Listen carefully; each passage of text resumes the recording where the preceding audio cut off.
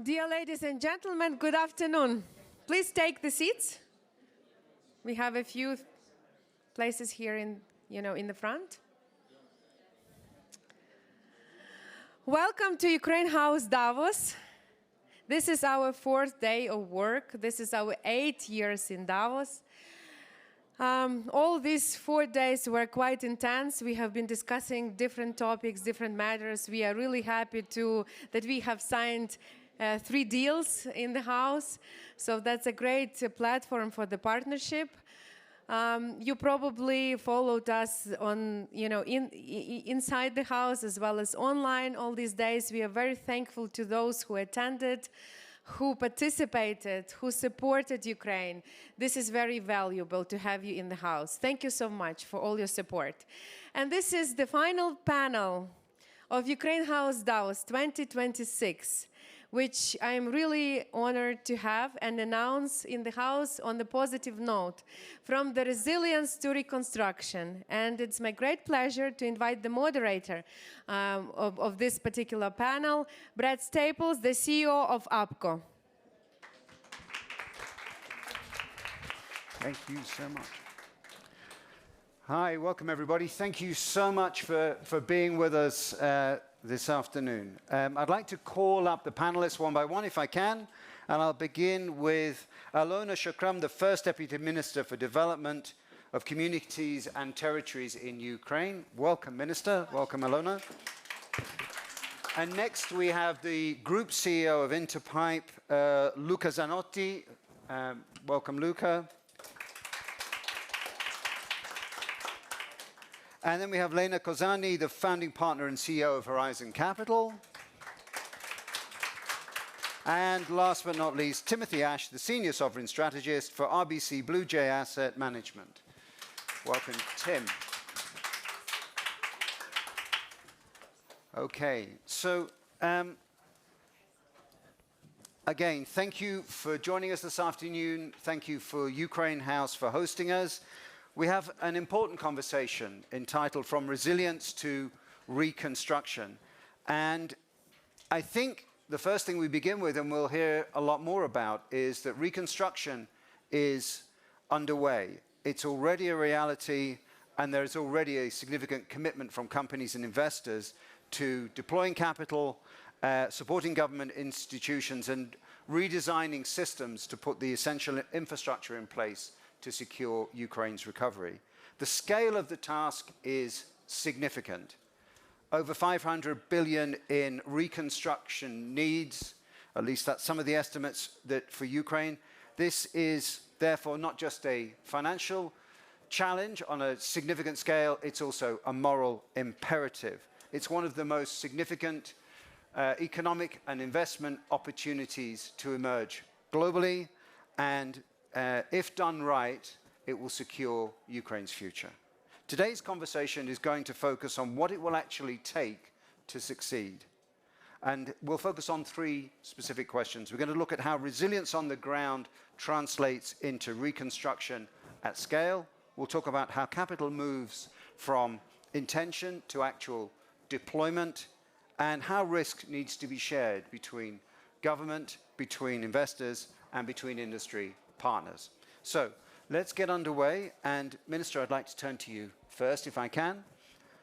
What are the government's top reconstruction priorities right now? How are you ensuring that recovery is both rapid, transparent, and people-centered? Oh, thanks so much for this question. It's an honor to be here, and it's even a bigger honor and responsibility because, as I understand, this is the last panel, so I hope that we do not disappoint you. But basically, as you said, the needs are overwhelming. We are responsible as the Ministry of Development of Communities and Territories to do RDNA, which is a rapid damage and assessment needs, together with the World Bank and EU. And this is basically a report of 100 pages. You can find it online. Every year we hope this is the last report, but unfortunately this year we will have soon RDNA 5 because it's the 5th year of war. And this report states, according to the methodology of the World Bank, and a lot of experts that worked on different wars, different damages, different different countries, different continents, what are the damages because of Russia aggression, what are the shellings, what are the needs of the sector for schools, for water pipelines, for culture, for businesses, what are the losses of profit. So it's a huge, huge work. You can find RDNA 4 online. So basically the needs for reconstruction are not exactly the same as damages, but very similar, right? So the damages for last year were $524 billion, which is a huge amount. When I came to the ministry a year ago, so I wanted a kind of understanding how big an amount it is. So for example, in the Gaza sector, the damages from the war and the needs for reconstruction done by the World Bank in 2025 amounted to around $49 billion. With us, it's 529. In Bosnia and Herzegovina war, around $70 billion. Again, for us, 524 only last year. This year, it's going to be bigger. And then we have the Russian frozen assets, which are approximately $300 billion. So, okay, it can cover 65% for the reconstruction needs at least. And if we count, for example, in Russia's GDP, the sum that we need right now for reconstruction is about 20% of Russian GDP. So again, if you say that Russia has to pay for those damages, and usually according to international law, I am a lawyer, right? So according to international law, the aggressor should pay, and it should not be private investments, it should not be Ukrainians, it should not be European Union. We are super grateful for this support, but the aggressor should pay for the damages that, that it costs. This is the international law number one thing. It doesn't always work like that, but then you have it. So how we do prioritize, what do we do first, as to your question, because the needs are so overwhelming. It took us almost 4 years to prioritize and do a clear system of the government. So right now, we have a website which is called Dream, and I think a lot of you have heard about that. And there is a single project pipeline, which is voted by the government each year on the priority projects that we need to do this year for reconstruction. There are projects and programs. There is around 140 projects right now, starting from critical infrastructure, water pipeline, social infrastructure, schools and hospitals. Then we have energy needs. Right now, energy is number one urgent priority. We need it right now. You all heard about that. You all know the situation in Ukraine. Then we go into transport, roads, railways, and ports. All is needed, not just because we prioritize it, but because it's crucial for economy, it's crucial for export, it's crucial for logistics, and then we have housing. So this is a kind of overview. And in each of the sector, you have the very priority projects in this single project pipeline. So we have those 140-something projects, and the whole government looks for the money to make it happen this year for this 140. But obviously, the priorities are overwhelming and they're much bigger. So we try to work it, as much as we can. Because we don't have frozen Russian assets right now, all the money for reconstruction comes mainly from international donors, international credits from international financial institutions and banks. Some are part of grant money, Ukraine facility, which we're super grateful for, and some parts of G2G agreements. So our ministry is managing the portfolio of around $8 billion. Our biggest partner is European Investment Bank, so the European Union. The second biggest partner is JICA, so Japanese bank. And then we have World Bank, EBRD, and then we have G2G agreements with France, with Switzerland, with Italy, just signed in Rome, and we have others. But obviously, to prioritize it and to do it, you need, you need a stable economic system, and you need to understand what you're doing. So for us right now, it's a lot of taking out the fires. And right now, the whole government of Ukraine, you've probably heard it in this room 1,000 times already, is looking for money and is looking for urgent equipment for energy sector. So boilers, generators, everything that we can do to get people through this winter. Russia has been waiting for years to this winter, but the winter will come to an end, and it will come to an end soon, and the war will come to an end as well. So we are prioritizing the projects, we are preparing the projects, starting from crucial needs and critical infrastructure to actually investment projects in ports, in energy sector, in roads. And I think that considering that no other country in the world has done this amount of reconstruction during the war, I think we're doing quite well with all of your support and all of the international donors here and international banks. I think it's very reassuring for everyone in the room to hear that you're putting the well-being of the people first and making sure that in terms of energy infrastructure, that's right at the top of the agenda, because clearly this is a low point for everybody who's struggling in Ukraine at the moment. So, if I may just add one thing, I'm often asked, do you do reconstruction during the war? Why do you do reconstruction? So you reconstruct a hospital and it will be shelled again. You reconstruct a bridge, it could be shelled again. You reconstruct a port facility, it could be shelled again.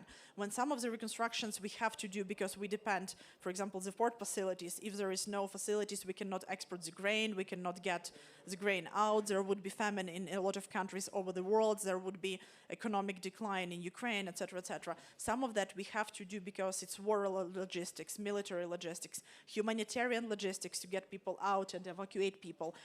But some of them we choose to do because there are people living in those regions. So when we reconstruct a hospital in Kharkiv, many foreigners do not understand that even heavily shelled city has more than 1 million population right now, right? If we do not reconstruct the pipeline of water, if we do not reconstruct the hospital, people will not be able to stay there. They want to stay there. They don't want to leave. They have their businesses. They are working. They are sending kids to school. But we need to make sure that they have the infrastructure to stay there.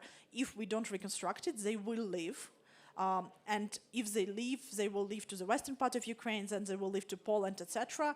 The economic situation will decline, we will have less and less people, and Russia is actually going to move the front line because it's easier to take the cities when the cities are getting empty. So it's the whole strategic military need, humanitarian need, people-oriented need.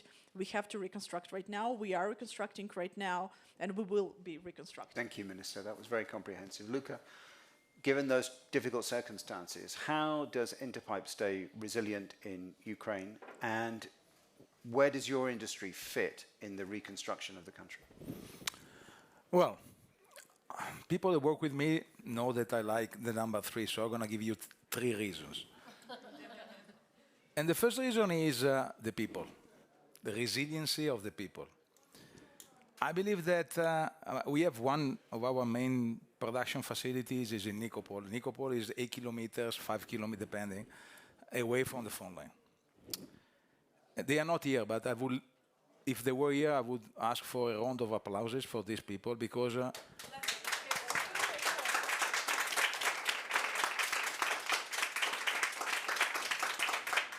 I visited Nikopol 4 times. I have a military background, but I could have never imagined that people are working on a line, producing, they are under attack. Our facility has been hit 80 times. From the 80. Now, this is kind of sensitive, but... And so people that don't see, don't realize how it takes to being producing, being under attack, taking shelter, and when the threat is over, coming back and going back to produce exactly as nothing was happened before. This is mind-blowing. For anybody that don't see it, it's unbelievable. So resiliency of the people. Second, entrepreneurship.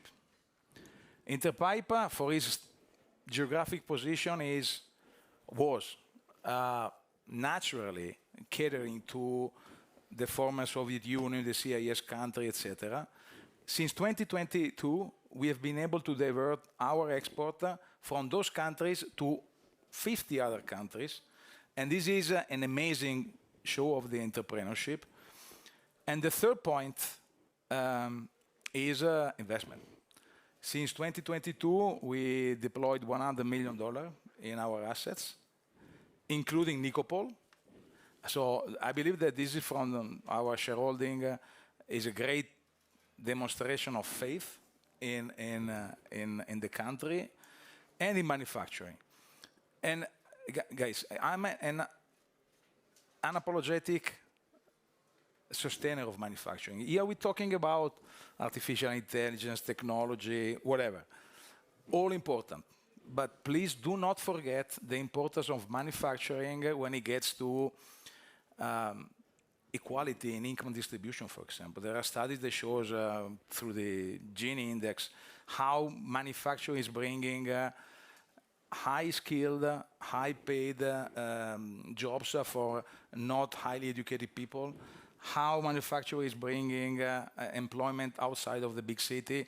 So there are a number of reasons why I do believe that manufacturing is going to be key in the reconstruction of Ukraine. And if you look at the fundamentals, Ukraine has all the fundamentals. Now, if you leave aside the disruption caused by this crazy war, Ukraine will be energy independent. There are not many countries that are energy independent, including Europe. They have gas. If you have gas, you can have energy. They have nuclear energy. So they have resources. And the government, frankly speaking, has been demonstrating to take this into consideration. Recently, the ban on the export of scrap. I mean, they are demonstrating that they want to increase value, the value chain, expand value chain in the country, rather than being an exporter of, let's say, raw material. So I believe that, I strongly believe manufacturing. I believe manufacturing is going to be key in the reconstruction. And I believe that the government is taking the right steps. Obviously, today, for example, energy, I mean, we are in a situation where energy is not available for the civilians, so obviously it's not available for us. There are going to be, I mean, we're going to have discussion on these topics going forward, but I frankly believe that Ukraine has all the key elements that are necessary to be successful in manufacturing, and manufacturing will play a big role in the reconstruction. Thank you. We just heard an extraordinary story about resilience there from Luca. Lenna, what role do investors play in deploying capital to accelerate this reconstruction effort? Thank you so much, and Luca, thank you for sharing. You know, to hear that 80 times been hit, and yet people go back to as if nothing happened. You know, that is what we're seeing throughout all of Ukraine, and that really motivates us at Horizon Capital. We're celebrating 20 years this year, 20 years, and thank you. And everyone thinks that we're part of big international investor based in New York or something like that. No, we've always been Kiev based. We were born in Ukraine. We were based in Kiev. We launched 20 years ago in Kiev. We are fortunate that we spun out of the U.S. Enterprise Fund in 2006. And this entire time, what we see ourselves as is deal makers, as folks who are looking for partners, people who are understanding of the issues because we are living it. Our team in Ukraine has been living through the full-fledged invasion, and when you're living in it, then you look at your own skills. What can I do? What am I uniquely qualified to contribute to the country at this pivotal moment? And as those who bring investment capital into the country and deploy it, we immediately wanted to resume raising a fund. I mean, we were about to close on our $250 million fund that we had been raising the year before. We had some commitments already in our hand from investors. And then, of course, we were going to close March 31st. And then February, the full-fledged invasion. In May, we looked at how strong and resilient the companies were, and we decided we have got to raise this as quickly as possible. We ended up having our first closing in September 22 and raised $350 million. Then we decided, you know, about last October, we saw that it's wonderful to put money into tech. It's wonderful to put it into export-oriented. These are asset-light, human capital-rich businesses, hard currency, so you have a natural currency hedge. But where you really need it, and this is going back to the question on the role of investors, is to dig deep and do more. And where we saw that you really need it is asset-heavy domestic. I mean, that's where you have the lack of... Luca, we have such big plans, you know. Yeah. And we immediately started raising Catalyst Fund and raising a fund that brings in $3 billion in terms of not our equity. Of course, our equity, $300 million, But when you put that first equity in, you catalyze additional equity and debt, so you're able to get a 10 times multiplier effect, so 3 billion. So I think that what those on the ground right now have got to do is put fundraising on steroids, do it as quickly as possible. That means you're traveling everywhere, you're pushing people, you're working 24/7. It makes me very happy to see the initiatives, the US-Ukraine Reconstruction Investment Fund, the initiatives that we've seen, the European Flagship Fund, the Amber Dragon. But when you look at all the funds raising, it's 3 billion. It's 3 billion. If we look at power generation alone, what has been hit in the energy sector, just on power generation, you need 10 billion. You know, we heard from Alona, we heard about the need 524 billion. We know in energy, 68 billion that is required, and that's required not in 10 years, that's required ASAP, with 75% coming from the private sector. So, Brad, it behooves all of us. Those on the ground have got to work faster, and they've got to be the deal makers that bring others in. Those who are outside seek out partnerships, those who enable. We are so grateful for IFC, for EBRD, for Japan's JICA, for Germany's DG, for France's Proparco, Sweden's Svedfund, for FinFund, for Impact Fund Denmark, for CFEM, you know, for all of those who back us, for FMO, who's backed every single one of our fund, that's Netherlands. You know, before the full-fledged invasion, we typically, when we'd bring a fund together, it would be 90% private, 10% DFI, IFI. Now, during the war, it's about 80-20. But those institutions that back funds and intermediaries and projects, they also bring in the private sector. There's a lot of family offices, foundations who come to us and say, you know what, we want to invest in Ukraine. We typically invest in an endowment, and then that money gets given away in Ukraine. How about we invest in you and then write down in the distribution that money goes to this Ukraine-based charity? We work with different foundations based on that invest actually directly in Ukraine and have the distribution go to your, the folks that you want to support, Recovery Fund or others, helping veterans, whatever. So, I mean, it's important for those on the ground, for those outside, for investors, for public institutions, for those providing guarantees to all work lockstep in order to mobilize capital, not when the war is over. There will be a great deal of capital when a just and sustainable peace is signed. The projects need capital now. Right. Tim, maybe we can pull the lens back a bit. Lenny just gave us a very comprehensive overview of the investor picture. We heard, a very compelling picture from Luca from a strategic perspective. What's the absorption capacity of Ukraine now during wartime? Maybe talk a little bit about the economic fundamentals as well. Yeah, so it's nice to be associated with the Blue Jays. We're a Canadian institution, but it's actually Bluebay Asset Management. I know with Mark Carney, Canada's in the flavour. So it's very nice to be associated with that one. But yeah, we're institutional investors, right? We don't really do much micro, so we're not on the ground. We kind of top-down funding. We're $700 billion of assets under management, huge franchise. And we fund the government. We fund Interpipe, for example. We're buyers of bonds.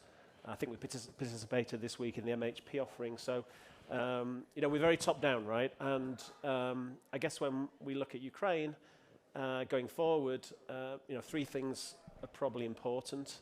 Security, obviously. An end to the war, I think, is really critical to getting an end to the war and real security, right? I mean, not a Minsk 1, Minsk 2. That will ensure significant capital inflows. Funding and EU accession. On EU accession, I mean, I've been covering the region for 40 years, transition from plan to market and whatever. I mean, in the end, if you think of Ukraine, you think of the region, countries like Poland, Czech Republic, Romania, whatever, and think back, I mean, these countries are incredibly successful. You know, I mean, there's a lot of problems in the region, but actually we forget where they were in the early 90s. They had many of the problems that Ukraine had pre-Euromaidan, whatever. They were able to address that with EU accession, anchor for reform. Ukraine didn't develop, I would argue, as it should have done in the first 20-odd years of independence, because it had no EU accession anchor. Absolutely critical. Critical. We can talk about all the problems historically, governance, corruption. You know, there's still going to be issues after the end of the war, but you know, what would give real hope is if Ukraine has a really serious EU accession anchor, right? And it's a date, whether it's 27 or beyond that, utterly critical, I think, to ensuring that Ukraine has a good business environment, that private capital feels assured to invest in Ukraine and move on. I mean, that's kind of critical. And that funding, I guess, in the end, and you know, the macro level, a couple of things. The European Council decision, I think, in December was amazingly disappointing for some of us who've been campaigning on the immobilized Russian asset issue. I guess the silver lining for that is that the money wasn't spent on securing Ukraine's security, funding the war. The money's still available. It's, as the Belgian Prime Minister said, I think this morning, he has his faults, I should say, De Wever, but the fact is that the assets have been immobilized more or less permanently. It's very hard to see them returning to Russia. They will be available for recovery and reconstruction. Meanwhile, the EU did pledge 90 billion euros. That does cover Ukraine's financing needs for 26-27. Both the Commission and the IMF were crystal clear, actually. The Commission identified a 140 billion euro financing gap for 26-27. The IMF suggested a $140 billion budget financing gap for the 4-year period of an EFF. I think the 90 billion, with likely additional contributions from the Norwegians, maybe the Brits. There's some money left still in the ERA, the 50 billion facility. So, Ukraine's funding, I think, is pretty well assured for the next 2 years, and an IMF program likely will be agreed very shortly. That's a real macro anchor for guys like me. And then the other, I guess, positive that we've seen is, we saw a resolution of Ukraine's debt restructuring, both in terms of the Eurobonds, but also the GDP warrants recently. And the market has rallied really aggressively, right? I mean, Ukrainian sovereign debt is around 13, 14%. I mean, that's remarkable if you think about it for a country that's at war and is facing existential threat from Russia. And, the MHP issue this week, again, was quite extraordinary and incredibly encouraging. But what I would say, maybe, we can talk in detail on a lot more other things, right? But, I mean, if we get the funding, the security, and the EU accession kind of backstop, then I think Ukraine, with the end of the war and recovery reconstruction, will have a great future. One thing that maybe I would say that's maybe a bit of a game changer in the last year for me, in terms of anchoring those things, anchoring EU accession, anchoring the financing. I think, I didn't go, but J.D. Vance's performance at the Munich Security Council, I think until that event, I think Europe really didn't get the importance of Ukraine to its own security. I think post that event, I think it's crystal clear, and this event has been all about Greenland and NATO and all that kind of stuff. I think it's now crystal clear that the US backstop for European security is not there. That's the harsh reality. Privately, UK and European defence and intelligence guys will tell you that. We're kind of on our own, and Europe's security depends on two things, right? We will develop our own autonomous defence capability, but it will take 4 to 5 years to build that military-industrial complex. It depends on the Americans supplying us weapons in that period, but also, critically, it depends on Ukraine. Critically, it depends on Ukraine, enduring this war, surviving, and then, when the war ends, Europe has to ensure Ukraine's successful recovery and reconstruction, because Russia will not go away. Russia will continue to be a threat to Europe, an existential threat, and Ukraine is the front line of our defense, right? So I think there's been a kind of game changer in terms of the European kind of thinking about Ukraine, that actually if you can't trust the Americans, and you can't, I mean, I'm afraid that's the sad reality. We trust the Canadians, that's fine. But if you can't trust the Americans, the key to Europe's future is actually Ukraine. And that makes me more optimistic in terms of about potential for EU accession, a real anchor, but also that Europe will actually make sure that Ukraine is financed to survive and then to ensure recovery and reconstruction. If those pillars are there, you know, I think the private sector will do its part as well. Maybe we come back to some of these bigger political questions if we get some time to open it up to the audience a little bit later. As I'm sitting listening to you, I'm realizing, you know, we're talking about reconstruction. That's only part of the story.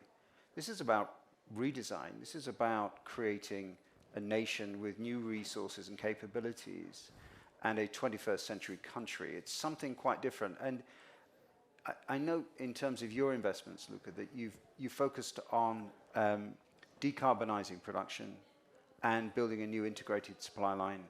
And maybe talk a little bit about those things, because you're, even in the most complex circumstances, you're trying to do more and in a different way.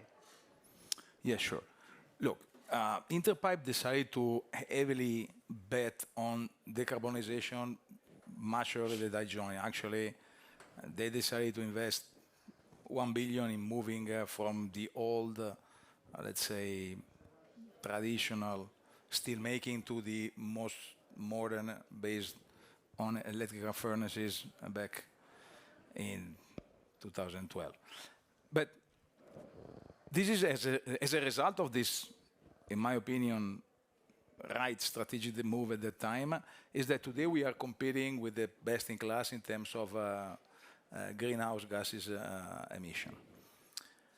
Such is so that at the end of the day, as you know, the European Union decided not to apply the force majeure clause, and Ukraine is going to be within the CBAM, let's say, a perimeter starting from January 2026.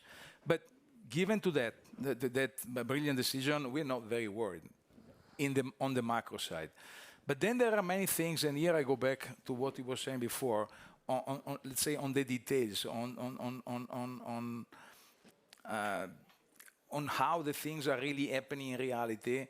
And today, clearly, there is a clear mechanism for the Ukrainian companies to certify their greenhouse emission numbers. So even if we invested, if we don't find a way, go back to Europe, to certify our numbers, we may run the risk of falling into the default numbers, and it would be a big blowback. But having said so, we need to work towards that direction, and we need to make sure that we can get access to the benefit that the decision has been made can grant us. But this is one component of the way we see our strategy going forward. The second component, and by the way, let me tell you, and maybe you're a little bit non-mainstream in my thinking, I believe that all the issues. And by the way, just to give you a background, I'm still living in the United States. So from the United States, you have a slightly different perspective on these topics. But the greenhouse emission, the climate change, I believe that over time has lost a little bit of power in the narrative. And to a certain extent, I believe that some more realistic approach has been taking place. But the other component that is totally and absolutely important for us is a quick adhesion to the European Union. For Ukraine, Europe is the second domestic, we call it the second domestic market, and for Interpipe, for sure. Now, I know that there are a lot of steps that needs to go through, and I know the position of our fellow European industry competitors, partners, whatever. But I believe that this is very important for all the manufacturing and all the sector in Ukraine to have a quick access to Europe. The trade issue is a very complex issue. You see, everybody's trying to build barriers around their market. Right. The US was the first, and rightly so, in my opinion, to a certain extent, because the deficit they were running, in my opinion, long term would have not been sustainable. President Trump was the first one to recognize the role of China in this imbalance. Then now Europe is following.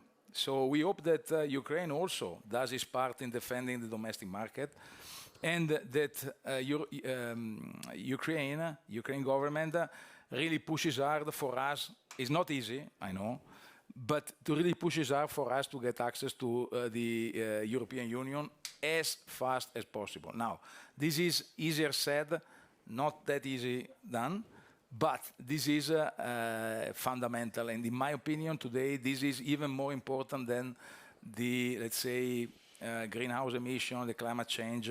The driving force for Ukraine is going to be quick, smooth access to the European Union. Great. Let's come back down to ground level. And Minister, let me ask you a question. How is the government going to make sure that the new projects that you're already bringing to the tender phase, how are they going to be investor ready? How are you going to make these, whether it's through bank guarantees, whether it's risk sharing mechanisms, how are you going to make sure that you've got projects and platforms that are going to be attractive, even in a situation that is not yet as stable as we would want? Okay. Again, it's I know we have limited time. I will try to be fast. You actually asked a question on absorption. I do passionately hate this question because this is usually the argument of all of the international financial institutions that you cannot absorb that much money, you don't need that much money, and we will not give you that much money. It depends on project to project. It depends on the capacity of different communities and organizations. But basically, we have programs which we are proud of. For example, compensation for damaged apartments and flats, and compensation for destroyed housing, right? It's called Ye Відновлення. It's done through DIA. It's super digital. It's super transparent. And we can absorb any kind of money that you give us. So we can absorb in 3 weeks billions, because we already have an understanding of how many apartments, flats, multi-store buildings, private housing was destroyed by Russia, was damaged by Russia, and we are not giving people new apartments. We cannot build them fast enough. We are not giving them new houses. We are giving them through DIA with verified understanding of the system. We are giving them compensation. It's a compensation. It's not what their apartment cost, but it is what we can give them right now, and they can only use it for new housing or to repair the existing damages of the housing. Why do we do that, and why do we agree on this system? Because it actually has an economic multiplicator, right? So people receive the compensation of the money, they do not put it under the mattress, they do not put it in the bank, they do not take it somewhere abroad, they have to use it only on the new housing or on the repairs to the existing housing. So it gives jobs, it buys equipment, it buys concrete, etc., etc. And we can absorb any kind of money you give us, because people who lost housing are incredible big numbers, right? Other projects, they lack maturity, of course, and we need to prepare them. So the most difficult one would be PPPs, public investment projects. We're responsible for the transport sector, so it took us more than a year to prepare one of the concession of the ports, together with EBRD and IFC, which we just announced and opened up on the 20th of December last year. And right now, here in Davos, we asked major companies who are operators of different amazing ports in Europe and all over the world, starting from Rotterdam to Piraeus port, to other ports all over the world, to actually compete for this project. Is a concession of the Chornomorsk container terminal. It's one of the best terminals in Ukraine that there is. A concession is for 40 years, and there is 50 days left for the application. We will see, how many applications we get, how good there will be, and we are ready to give this port in a concession, which means for administration for 40 years. But there are certain criteria that should be a world-renowned company, either a Ukrainian company in a consortium with a world-renowned company. The company should be able to have at least one such port already operating on a scale of at least a certain amount of goods that come out and come in, and financial statements, etc., etc. So this kind of project, we will see how successful it will be. I am very optimistic. Churchill said that when everything is so bad, I don't see any point of not being optimistic. We can go only better. Yeah, but that's true. But I mean, so PPPs take time to proceed, right? So with EBRD, with IFC, with Ernst & Young as legal advisors, it took us more than a year to prepare feasibility study, pre-feasibility study, and to prepare the terminal for concession. It will not be immediate, but we are doing that, and we will be doing that more and more and more. We need successful cases which we are working on. So we are ready. There are a number of project preparation facilities right now. One is set by the World Bank with the Ministry of Economy and us together. And I hope that they will start working faster and faster. Right now they're a bit slow, honestly. I should not probably say that, but that's true. There is another project preparation facility to prepare projects for PPPs and for investment. It's called Ukraine First. It's European Investment Bank and EBRD. There is right now a smaller project preparation facility of Switzerland.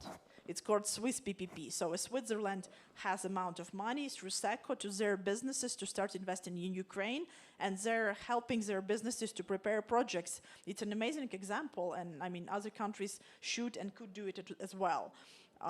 We are lacking bankable projects right now, especially on the east of Ukraine, understandably, because of the risks, because of the lack of guarantees, because the huge investment funds are waiting, for the war to be over and not reconstruct right now, and they think that there will be the, day zero when the war is over, and they will come and they will buy and invest. But I don't think that would be true. I don't think there would be a day zero. The companies who come now, they will get, the best container port terminal in the Chernomorsk port of Odessa. If they come later on, this will be taken because we actually ask you to come now and we need those investments now, right? So it goes both ways. It's risky to invest, but it also pays high results to invest right now. And just maybe to finish this off, about the resilience of people, I think that we show to the whole world that Ukraine is a very unexpected place sometimes for investment. I was a member of parliament when the full-scale invasion started, and I was in the Committee of Tax and Finance. And I mean, the first online committee we had after the full-scale invasion was that we have 3 scenarios for the banking system. People will, each scenario worse than the other one, right? People will go, take all the money, there will be no cash in any cash machines, all the supermarkets and all the petrol stations will stop taking credit cards because they could not guarantee credit cards. So in 3 days there will be massive chaos, everybody would leave, and each scenario was pretty much like that, I can tell you that now. And we had a small panic for 3 days. We had only 12 cases where different industries did not accept credit cards, and then the panic stopped. And then Zelensky appeared and said that I'm not leaving, his famous speech that, I don't need a cap, I need weapons. And the parliament had a number of sessions, and we said that we are in the center of Kiev, and there was no panic on financial markets, there was no panic with the credit card systems, the cash machines still worked. And for a lot of international foreign advisors and IMF, it was quite shocking that we could have stabilized the system, and National Bank did an amazing job, and now they say to other countries as lessons. But that was quite surprising. And I wish and I hope that we will be as surprising in investment projects during the war in reconstruction. And the resilience of people has a lot to do with that. So we do the concession right now of the Chernomorsk port, while if we count the number of sirens in Ukrainian ports, for the past year, if you count all the hours where there was a siren, for more than a month, there was a constant siren per year. So we've lost at least a month in sirens. There are no shelters because you cannot build proper shelters in the port. So when there is a siren, everybody has to run and stop what they're doing. They cannot handle the goods, they cannot handle the cargo. And people have been dead, people have been wounded in the ports. They have been working with the sirens, without shelters, and with that they managed to do 95% of all our cargo handling plan for the past year. And they did it in these conditions, and they did it because they had to and because they're amazing. And I think it's quite a great story example for why you should invest in infrastructure, ports, housing in Ukraine. It's inspiring. It's inspiring, but it's also exciting to see these concessions are being launched in a moment where there's still ongoing conflict. And turning to you, Lenna, I mean, everything's being done to reduce business risk, to prepare these concessions in a way to come to market with these opportunities.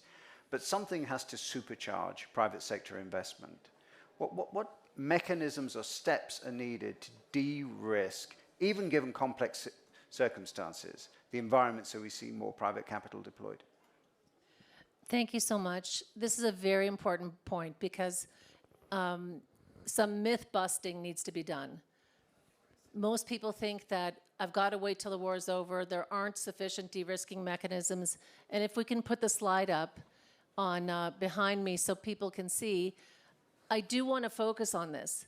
There are robust de-risking mechanisms that are available today. And we've seen that, and that goes directly to what you've been saying about the time is now, and don't wait because there actually are de-risking mechanisms. And please feel free to take a picture and send this around. The absorption capacity is high. The absorption capacity is high. There are bankable transactions. There are guarantees and de-risking available. And these are some of them. I want to touch base on one of the largest, which of course is the EU-Ukraine investment framework. We heard from Commissioner Marta Koz today about the 50 billion facility, the Ukraine facility. 8 billion is targeted for the private sector, 8 billion.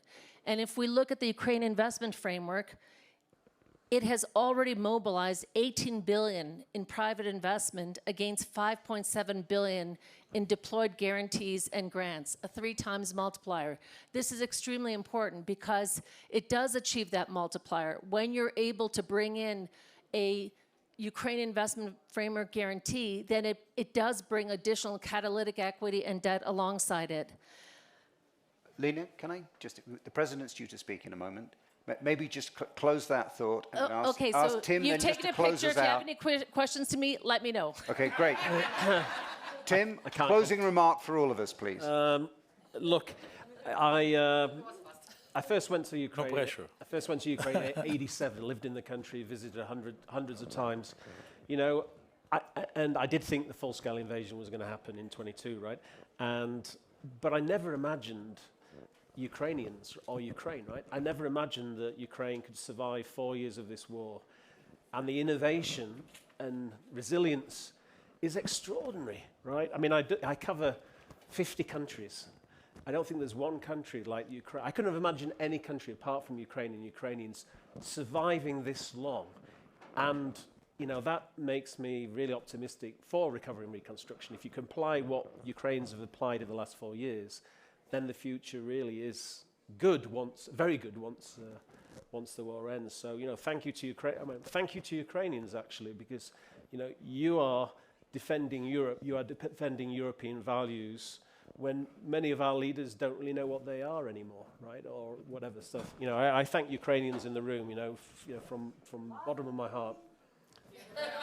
Thank you, Tim. Thank you, everybody. Minister, thank you so much. Thank you so much. Thank you. Thank you to everyone on this panel. I think this was the last panel, very optimistic, saying that Ukraine is a country of opportunities. So come and invest now, because tomorrow will be late. So partner with Ukraine, stay with Ukraine, help us to win the war, and thank you for everything that you've delivered so far.